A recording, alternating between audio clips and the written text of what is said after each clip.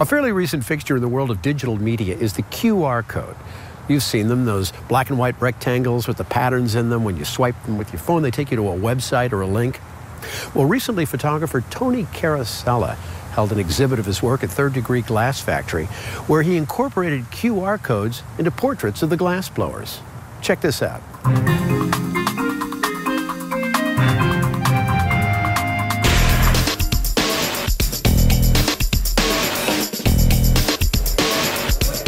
I thought, okay, well, what a great thing to basically try and combine social media and photography.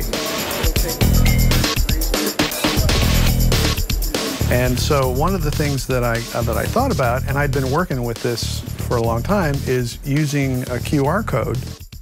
And so when I generated the QR codes, I thought, oh, what a great way to maybe make a digital journal by combining not just one QR code, but you could do many, all on one image. And in this case, devoted strictly to the glass blowers. And I could go further. I could take this to where I put 5 or 6 QR codes on an image.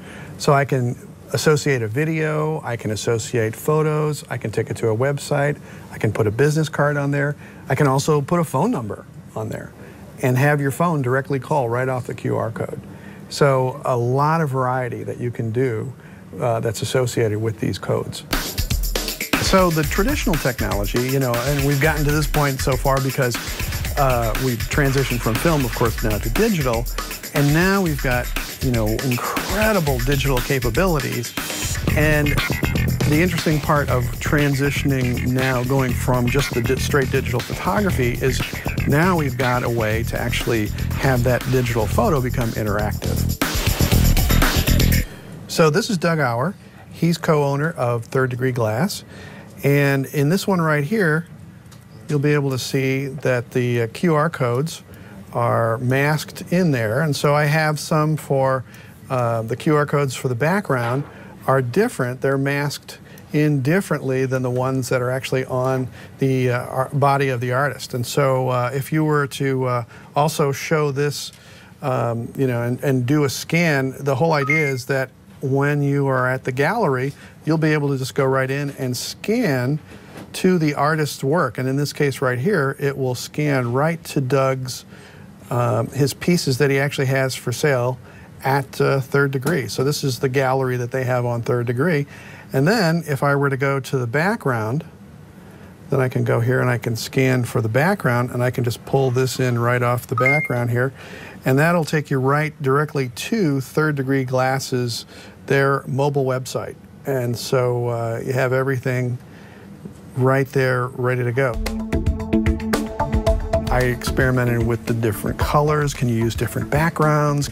And so I tried to find different palettes and things that would work with the codes themselves. And then and I found out that I could split the photo up into many different little quadrants or whatever and make those codes part of those different pieces. And so essentially I could have kind of a hodgepodge of different codes that relate to different aspects of the picture. I guess I'm intrigued by the technology itself. So if I look at something like a QR code, a lot of times it's just kind of an interesting mental exercise to go, okay, well, this doesn't look very good all by itself. What can I do with this that can take it to a different place? And so when I came up with this, being able to put a couple different kinds of codes on these images and doing a little bit of masking and things like that, you know, for me, I kind of got the satisfaction of, you know, oh, okay, now it's turning into something that actually looks nice, has a certain sense of design, and has a practical function for it too. I also kind of look at the commercial aspect of it too, because I think that this might be a good way for advertisers or to sell products, you know, but have these codes to where they're not just a little garish kind of, you know, afterthought. One of the things that I know that I will put on all my photos is a small QR code that will be sort of my signature.